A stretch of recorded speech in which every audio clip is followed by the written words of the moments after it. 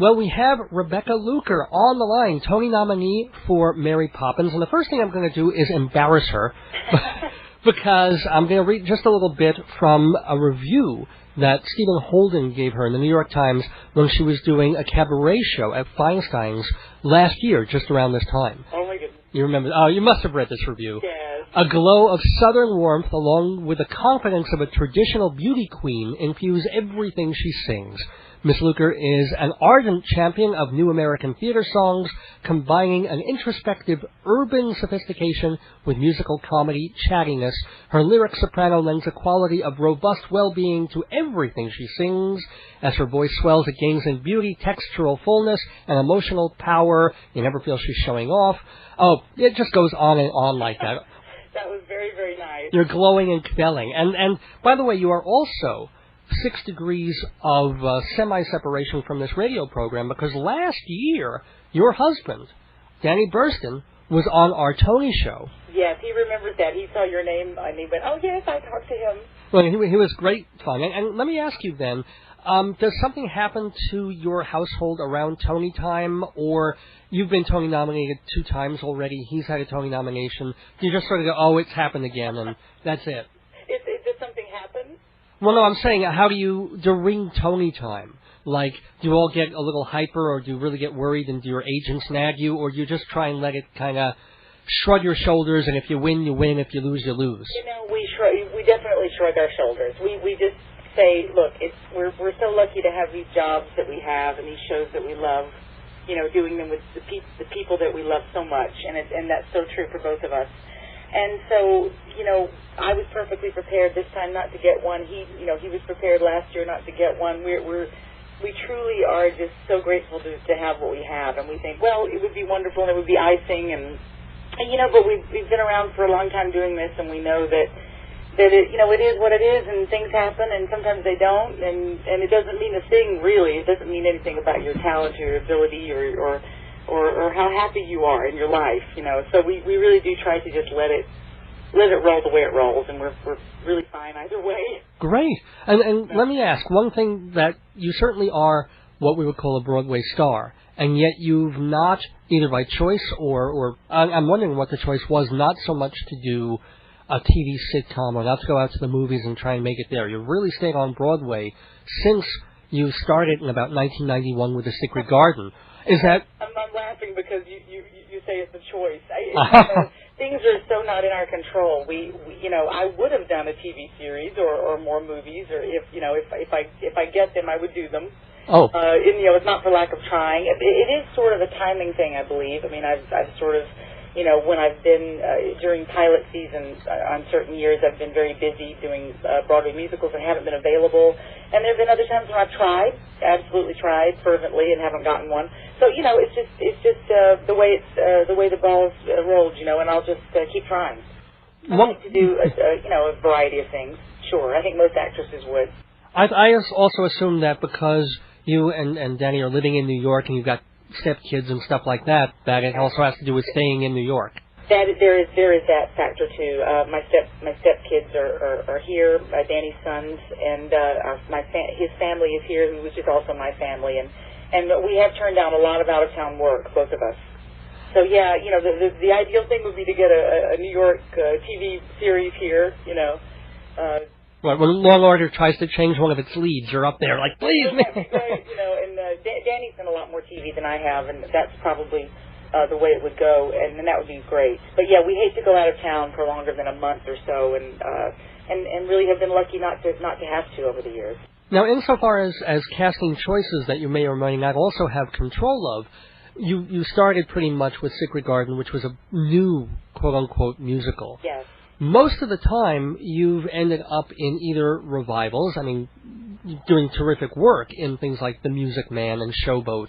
Oh. And Mary Poppins is a new musical, but it obviously feels not so new because it was a movie and the songs, most of them were written. Do you feel sometimes a little typecast by that? Do you feel you're not considered for brand new musicals and they kind of look for you for revivals? Oh, that's a tough question. No, I think I am considered for new musicals. It's just that, again, I think the timing has been the main culprit. You know, that I've been busy doing something else. When a new musical comes along that I'm right for. And often, as you know, a new musical is, they'll choose the lead that they want, and no one is considered, so. It would be great to do another new musical. I'd love to do that. I'd love to headline in a new musical or be featured in a new musical. Of the 7 I've done, almost half of them have been new. So okay. It's hard to remember that, but yes, I mean that's true. I've done 7 and 3 have been new. So. And apart from, because obviously you'll have to say Mary Poppins, so we're going to accept that one. Which has been your favorite? Broadway show was Phantom of the Opera. Oh my gosh, who are you? And then, and then my very next one was The Secret Garden. And there were a bunch of revivals in the middle there. But I love doing those too. I mean, it's wonderful to try to reinvent something and to put your own stamp on something. And I just I like doing them all. I think it's possible to do good work in all of them. And sure, let's hope that a new one comes down the pike soon, or something else, or a play, or something else. I'm open to all of it, really. Can I ask how you feel Broadway has changed in, say, the 16, 17 years since you started doing it here? Oh, my goodness. That's a question. I know. That'll take more than 10 minutes. How it's changed. In a way, I think it's improved. Oh, okay. I think there are more people coming to see Broadway musicals. I mean, against all odds, I think that has really happened. I mean, I was here, I started in Phantom in 1988 when there was really sort of a pall over Broadway, especially like maybe the couple of years preceding that, and everyone was worried about it, and right. Nothing was happening but the big British mega hits and things, and I think since then Broadway has changed. There's more openness to new, different types of musicals, a la Spring Awakening and Grey Gardens and things that are sort of on the cusp of the mainstream hits, and people are responding to those, and I think there are more people coming to Broadway musicals from around the country, I think, than ever, and that is amazing to me, because of videos and movies, right? Computer, everything, you can see everything on a computer. You don't really need to leave your house, and yet people do, and I'm very heartened by that, really. The younger generation, I think, is we're beginning a new generation of theater lovers. God willing. Exactly right. Yeah. I think that will continue. My stepsons are 2 of them. They really love Broadway musicals. They love it all. They love rock music, and they have a healthy appreciation for a wide variety of music and theater. And I think they're not they're a little bit rare in that way, but there is a generation of young people who are like them. Great. We have just 1 or 2 more minutes with Rebecca LUKER, and want to ask, if you were starting up all over again, coming from Alabama, going to New York, what would you do the same, and what might you do differently from what you've done in your career?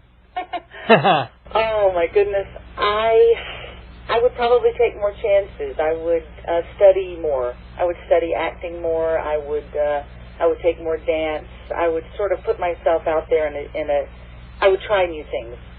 I mean, in a way, I can understand why I did what I did and the way my career has gone, and it's been wonderful, not to take away from it. But I always tell young people to try different things and to put themselves out there and to try different kinds of roles, and then you never know what, if you don't try it, you don't know where your best abilities lie. And I think I'm much more versatile than I've given myself credit for. And I probably would have done that. I would have studied a lot more acting, I think. Huh. Well, you've certainly been giving wonderful performances with the acting training that you have. I've got one more question, Sure, please. Absolutely. There's a fluff ball. You can hit this one out of the park. What's your favorite thing about doing Mary Poppins? Oh my goodness, I don't have one favorite thing. I love working with Daniel Jenkins. He's the most wonderful person, and we're sort of joined at the hip on stage every night, and the kids are lovely. I love everyone in the show. I know this sounds so crazy. Ashley Brown's the funniest woman in the world. I really have to say the people that I come in contact with every day in the show. That's great. Rebecca LUKER, I wish you very, very best of luck in this show and all your future shows, and good luck on Tony night. Thank you so much. It's been a pleasure to talk to you. Thanks. Bye-bye now. Bye-bye.